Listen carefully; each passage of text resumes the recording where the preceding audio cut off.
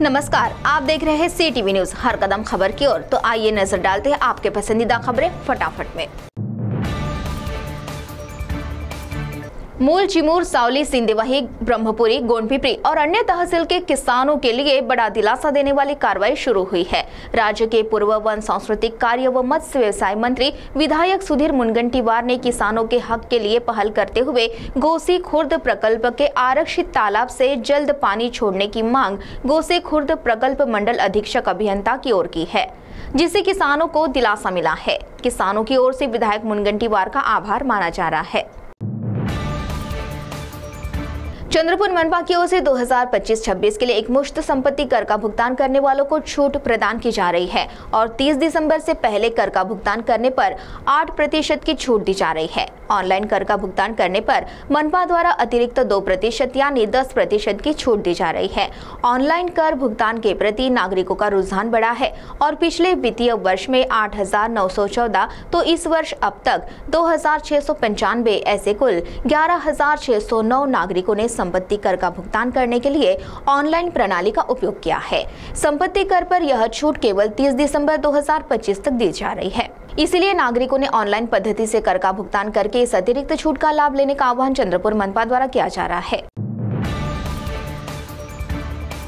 राज्य के पूर्व वन, सांस्कृतिक व मत्स्य व्यवसाय मंत्री विधायक सुधीर मुनगंटीवार की किसानों के न्याय हक के लिए जद्दोजहद फिर देखने को मिली। भद्रावती तहसील के Aurobindo reality infrastructure private limited के संदर्भ में किसानों की मांगों के लिए विधायक सुधीर मुनगंटीवार की पहल को बड़ी सफलता मिली है।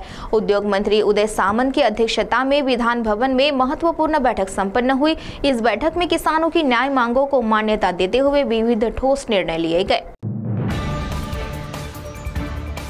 वन अकादमी में चिचपल्ली बांबू संशोधन व प्रशिक्षण केंद्र के माध्यम से खान बाधित क्षेत्र की महिला बांबू कारागिरों को विधायक सुधीर मुनगंटीवार के हाथों उपजीविका टूल किट और बांबू के पौधों का वितरण किया गया। साथ ही इस समय महिला सक्षमीकरण के लिए प्रोत्साहन भत्ता के धनादेश, साथ ही प्रेरक मानधन के धनादेश का वितरण किया गया।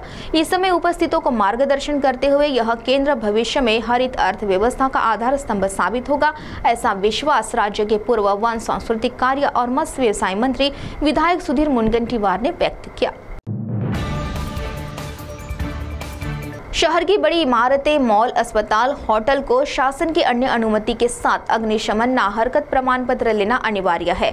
अग्निशमन यंत्रणा द्वारा संपत्ति और जीवित हानि टाली जा सकती है, लेकिन शहर के अनेक आस्थापना ऐसे गंभीर बातों की ओर नजरअंदाज करती है। इसलिए मनपा द्वारा ऐसे आस्थापना पर कार्रवाई की विशेष मुहिम चलाई जा रही है।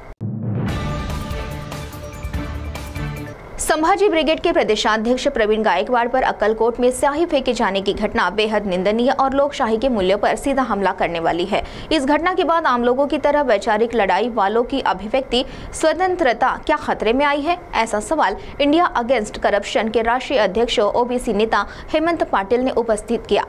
गायकवाड़ पर हमला करने वाले आरोपी पर मकोका अंतर्गत कार्रवाई करे, ऐसी मांग भी पाटिल ने की है। विविधता से सजे भारत जैसे विश्व के सबसे बड़े लोकतंत्र के देश में हाल में भाषा को लेकर शुरू राजकारण समाज में भय निर्माण करने वाला है। महाराष्ट्र और तमिलनाडु जैसे राज्यों में हाल में हो रहे भाषिक विवादों के कारण देश भर में निर्माण हुई असुरक्षितता के वातावरण पर बहुजन समाज पक्ष के राष्ट्रीय अध्यक्षा उत्तर प्रदेश के पूर्व मुख्यमंत्री सुश्री बहन मायावती ने चिंता व्यक्त की है। ऐसी जानकारी प्रदेश महासचिव पश्चिम महाराष्ट्र जोन मुख्य प्रभारी डॉक्टर हुलगेश चलवादी ने दी।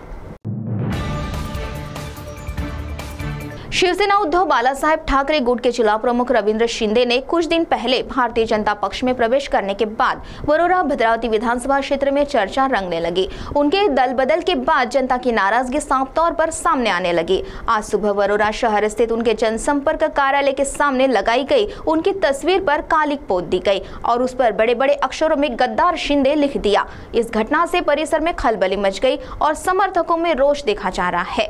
इस मामले में पुलिस ने घटनास्थल पर भेंट देकर जांच शुरू की है। राजकीय महकमे में नई चर्चाएं शुरू हो गई है और इसके परिणाम आने वाले स्थानिक स्वराज्य संस्था के चुनाव पार्श्वभूमि पर दिखाई देने की संभावना है।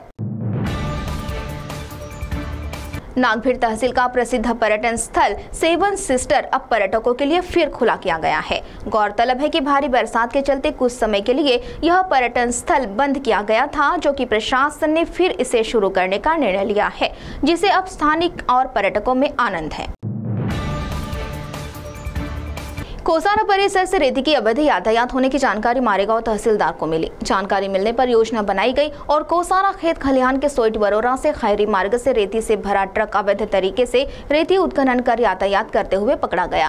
कार्रवाई मारेगांव महसूल विभाग द्वारा की गई। कार्रवाई में ट्रक तहसील कार्यालय मारेगांव के परिसर में लगाया गया है। इस कार्रवाई से अवैध रेती व्यवसायियों में खलबली मची है। तो CTV न्यूज़ हर कदम खबर में यह थी खबरें। फटाफट मिलते हैं कुछ ही देर में नई खबरों के साथ।